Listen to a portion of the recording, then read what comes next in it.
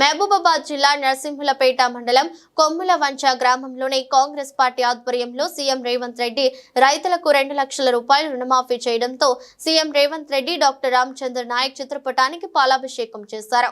అనంతరం మెట్రో ఉదయం న్యూస్ తో మాట్లాడుతూ తెలంగాణ రాష్ట్ర అభివృద్ధి కోసం సీఎం రేవంత్ రెడ్డి పలు పథకాలు ప్రజల్లోకి తీసుకొచ్చారని, రైతు రుణమాఫీని చేస్తామని చెప్పారు, చేసి చూపించారని సంతోషం వ్యక్తం చేశారు.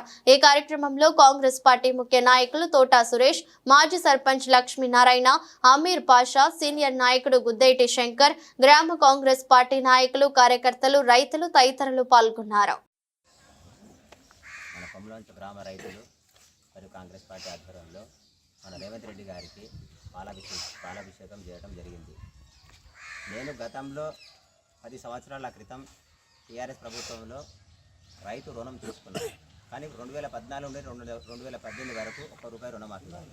2018 నుండి 2023 వరకు 55,000 రూపాయలు తీసుకుంటే 35,000 రూపాయల మిత్తి పడ్డది.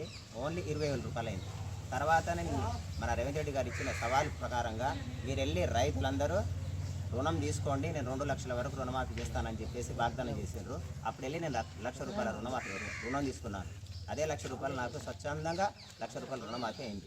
కానీ గత 10 సంవత్సరాలు కాని వాళ్ళు ఒక అమాయక రైతులను తీసుకొచ్చి లేనిపోని అబద్ధాలతోటి నాకు గ్యాస్ పైసలు పడట్లేదు, మాకు రైతు రుణం రాలేదు అని చెప్పేసి ప్రగల్భాలు పాడుకుంటూ ఇప్పుడున్న ప్రభుత్వాన్ని బదనాం చేసే కార్యక్రమంలో బీఆర్ఎస్ కానీ టీఆర్ఎస్ కానీ నాయకులు కానీ కార్యకర్తలు కానీ ఉన్నారు. గతంలో కూడా టీఆర్ఎస్లో ఉంటేనే మన బీసీ బంద్ అని, టీఆర్ఎస్లో ఉంటేనే మన మైనార్టీ బంద్ అని ఇలాంటి షరతులు వహించి కాంగ్రెస్ వాళ్ళకు కానీ టీడీపీ వాళ్ళకు కానీ బీజేపీ వాళ్ళకి కానీ రానియకుండా ఓన్లీ టీఆర్ఎస్ కార్యకర్తల వరకే అర్హులు కాకుండా కానీ వాళ్లకు లబ్ధి చేకూర్చారు. కానీ కాంగ్రెస్ పార్టీ అలా కాదు. 2004 నుండి 2014 వరకు ఇందిరమ్మ ఇండ్ల కార్యక్రమంలో ఏ పార్టీ చూడకుండా, ఏ కులం చూడకుండా ప్రతి ఒక్కరికి మేలు జరిపింది కాంగ్రెస్ పార్టీ.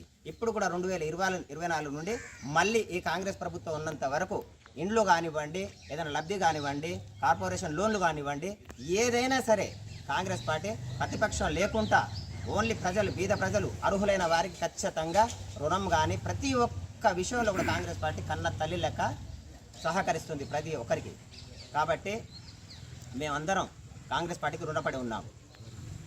ఈ రేవంత్ రెడ్డి గారికి మరియు మన డోర్నకల్ నియోజకవర్గ ఎమ్మెల్యే రామచంద్ర నాయక్ గారికి స్వచ్ఛందంగా ఆ యొక్క మనసారా పాలాభిషేకం చేస్తున్నాం. దీనికి అందరికీ రైతులు కానీ, గ్రామస్తులు కానీ, మా కాంగ్రెస్ పార్టీ కార్యకర్తలు కానీ అందరూ సహృదయంగా వచ్చి ఇక్కడ పార్టిసిపేట్ చేసినందుకు వాళ్ళందరికీ ధన్యవాదాలు తెలుపుతూ ముగిస్తున్నాం.